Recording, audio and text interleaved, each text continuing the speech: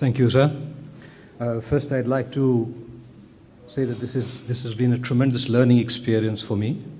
I approach the technical aspects of this subject from a position of unassailable ignorance.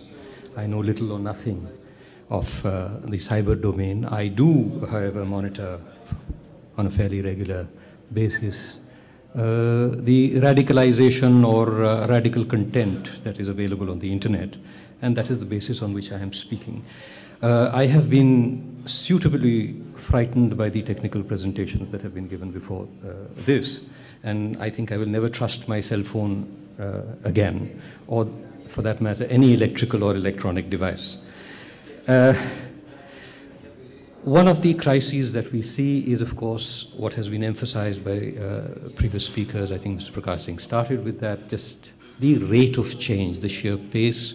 But I am fairly confident that the crisis we confront today is not necessarily one of pace of change or a necessary consequence of technology, but a structural deficit in the manner in which governments function or have functioned. And I am sure with more and more discourse of this nature, that will begin to be addressed. Coming to the issue of online radicalization, I'd like to suggest that this is a very complex issue, and so we tend to talk about all sorts of things under this single carry-all expression. But we need to make a distinction. I think Mr. Joshi said that this debate is needless, but I think it is a critical distinction and will have crucial policy implications to discover where radicalization actually is taking place. Are we speaking of online radicalization or the recruitment and mobilization of radicalized individuals online? Because this will define where our principal thrust of response goes. That doesn't mean that we can forget about online radicalization or online efforts to recruit and communicate. Are we talking about recruitment? Are we talking about terrorist communication? Or are we talking about the radicalization process itself? As far as the radicalization process itself is concerned, I would suggest that it is overwhelmingly based in communities, and it has developed in spaces which have been provided by states. Either through acts of commission or acts of omission, but provided by states. It is very easy to see this when we look particularly at the Western horror over a few attacks that have taken place in the recent past, and the utter and complete Western silence and collusion that preceded these recent incidents in the West, when terrorists were rampaging across South Asia, and there was no response. Indeed, we had numberless extremists given safe haven in Western countries, not only from India, but from West Asia, from North Africa, wherever. And these individuals were allowed not only to secure safe haven and political asylum in these Western countries, but were allowed to set up institutions that preached extreme hatred. And this is overwhelming. The language, the content of the message that was being provided will shock you if you look at it on a regular basis. It is shocking. Nothing was done under the purported pretense that this was for the protection of human rights and under the protection of free speech. All those rights and free speech limitations have now been forgotten. They are shutting down mosques in Europe. They are arresting individuals for accessing websites. You must understand what was done. We talk about, I have a Australian Pakistani, first generation. She's lived half her life in Pakistan and has then gone to Australia. And she says that she was freer in her thinking in Pakistan than in Australia. In Australia, it is not the internet, but the imams and the community that dictate the terms of their lives. The us versus them debate is constantly espoused and inculcated. Anushe Mushtaq. Subcultures have been created in these countries, and they have been allowed to flourish. And whenever Westerners now come and say, why are more Indians not joining ISIS? I tell them these subcultures have not been allowed to flourish here. They have been created in small subsets. They still continue to be created because we ignore that first source of radicalization. We do it opportunistically. Certain groups are allowed to function on the idea that we need conservative and orthodox religious institutions to counter the radical faith, refusing to understand that the transition from extreme conservatism and orthodoxy to radicalization is a hair's breadth. And if you allow these extremist doctrines to flourish on your soil, someone is going to make the transition, whether he is finally mobilized on the internet or he is finally mobilized directly. I will take one other example of what has happened in terms of radicalization. Everyone is talking about foreign fighters in Iraq and Syria and saying this is all happening because of the internet. 200,000 foreign fighters were brought to Afghanistan. There was no internet there. So please understand, this process of radicalization has very, very strong intermediaries, and these are state intermediaries. Please pay enormous attention to them. Now we come to the issue of how are we to deal with this, and the problem is phenomenal. I mean, I just have a couple of very, very quick numbers over here. Twitter in February 2016 said that since the middle of 2015 alone, we have suspended more than 125,000 accounts for threatening or promoting terrorist acts, primarily related to ISIS. 125,000 accounts suspended. And you can, for every account suspended, more than one replaces it. It's that fast. So it's really, similarly, you had, ISIS supporters, 70,000 accounts just between September and December 2014 on Facebook. You have, if you just go in how to make a bomb, you get 1.83 million responses. So there is a tremendous quantum of radicalized content out there. And we must find the technical tools, not merely to identify and quash these various media, but more importantly, their sources. Because if you don't get to their sources, they will only replicate. That is the nature of the net, that is the nature of the web. The second aspect that I would like to emphasize is that a tremendous force multiplier is actually provided to these communications by establishment media, by governments and their responses, by hysterical programs on television and commentaries in the print media. Because what we're basically saying is, come and look at this material. Then again is this whole idea of the nature of radicalization. Again, which takes us away more and more from the ecosystems that create it and to the episodic manifestation on the internet. It is not as if an innocent, unemployed Muslim youth is sitting on the internet looking at perhaps Naukri.com because he's looking for a job.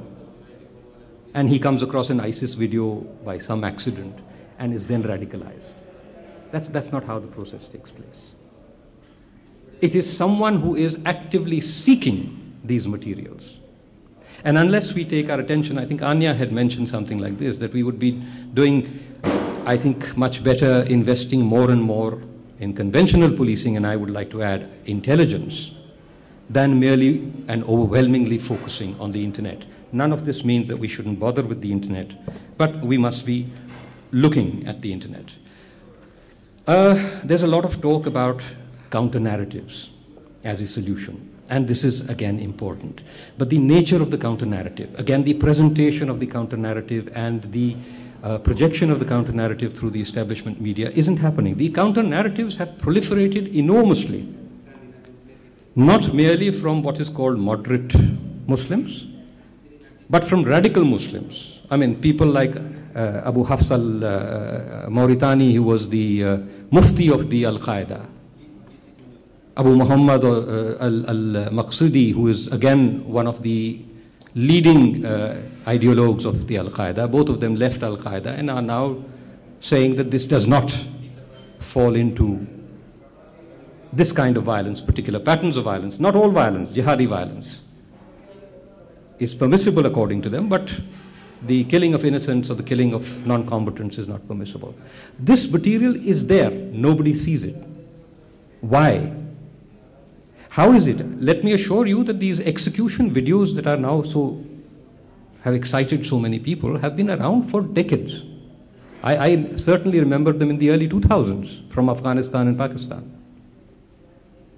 But they weren't being projected.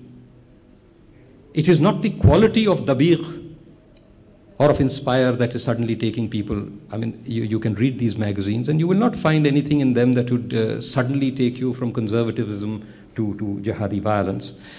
The counter-narrative exists. It is not being projected. It exists across the board.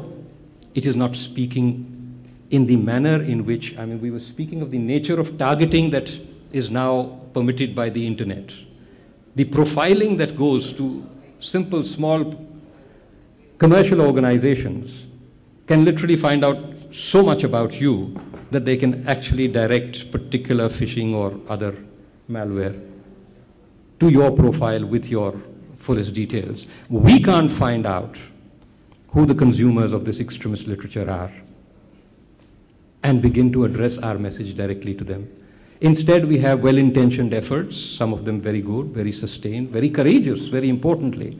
Any Muslim who speaks out against jihadi extremism is putting his life on the line. But he is only speaking to the already convinced. He is not being able to reach those who are on the border or on the other side of the line. And that is again something that is possible. We can identify and target specific individuals. We can identify and target and contaminate particular networks. Creating disagreement or confusion in the enemy's ranks. Don't just go there and smash their networks. Let their networks survive.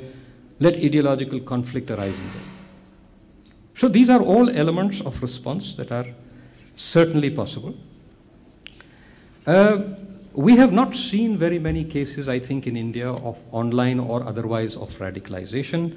I would, with great respect, beg to suggest to Mr. Joshi that we should not be talking about the median population of Muslims. The median population of Hindus is also pretty low right now. The Muslims are not the problem. Very, very specific subsets of the Muslim population are the problem. And I think we should be directing our attention to them. You can't set out what the whole problem is. This is a debate about Islam. It is certainly a debate within Islam. But as far as the state is concerned, it is not a debate about Islam. It is not about fixing Islam. It is rather about fixing particular individuals who have sold themselves to a particular creed. And that needs to be done with great sensitivity and sensibility. And relentlessness. Relentlessness is important. We are too often ignoring, I repeat this, we are too often ignoring the environment that creates extremism. The populations and the institutions who are creating these. The enormous flow of illegal funds into religious organizations which are linked to states and organizations that we know to be mischievous. Because that's too problematic. That's politically difficult. Or we think we are making opportunistic arrangements with some of these groups, Ahle Hadith in Jammu and Kashmir, who have said we are not going to, we do not believe in violence. So you allow them to proliferate 800, 900 mosques, madrasas and institutions in the last 10, 12 years. Why? Because they say they will. Now Ahle Hadith is split into 4. 3 of those groups support violence and support separatism. You must understand that you cannot allow certain ideological bases to flourish and then try to control their natural growth into something else. 3, there are a whole range of pseudo-solutions that are being suggested. We can have inclusive politics, we can have employment, we can have greater integration. This is roughly like saying we can solve the problem if it did not exist. It's like telling a cancer victim that if he was healthy, then he wouldn't have cancer.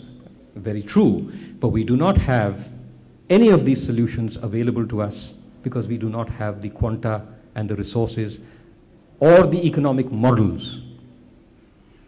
The economic models we are pursuing are in direct conflict with an egalitarian, equitable society that we also suggest.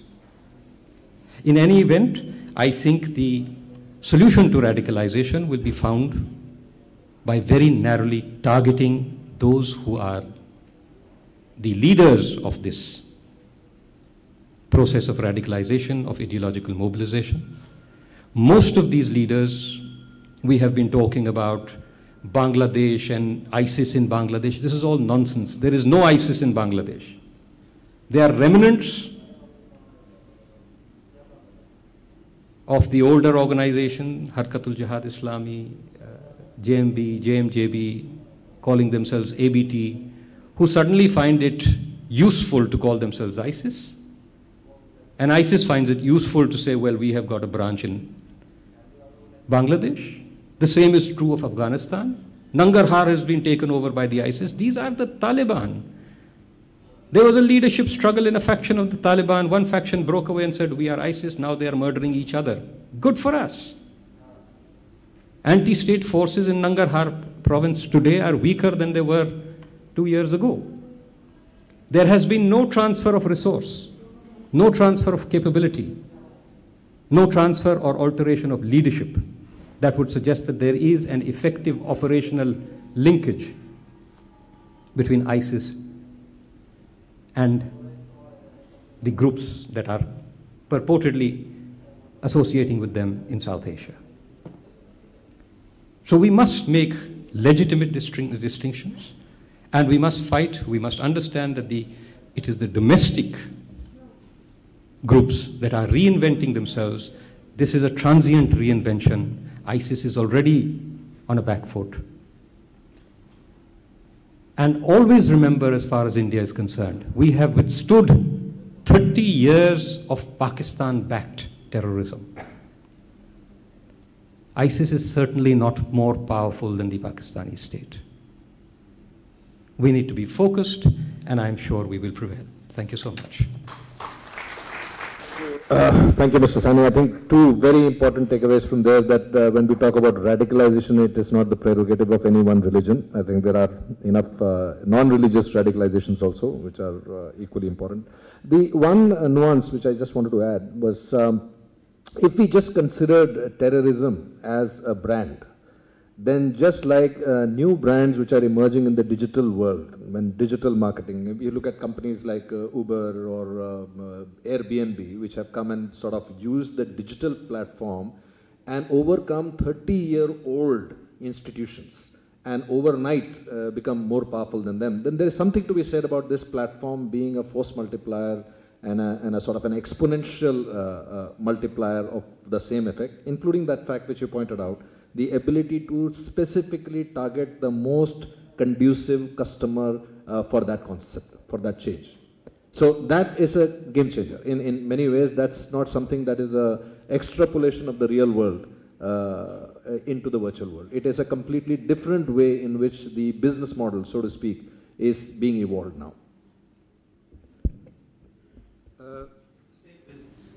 Sorry? It's the same business. Is this what?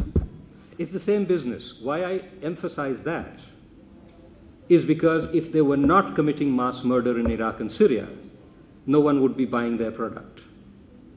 So it's only because there is greater efficiency in Uber's supply of a particular service that more and more people go to Uber. Uber has more efficiently exploited this technology. But if it didn't have the taxis, they didn't run on time, they did not provide an economical service, nobody would be going to Uber. No, so you're right. Now ISIS is in fact not providing any of these services in South Asia. That's my point. And yes, they're making a lot of, they're offering their brand to everyone, but nothing is coming with the brand. And their brand is dying.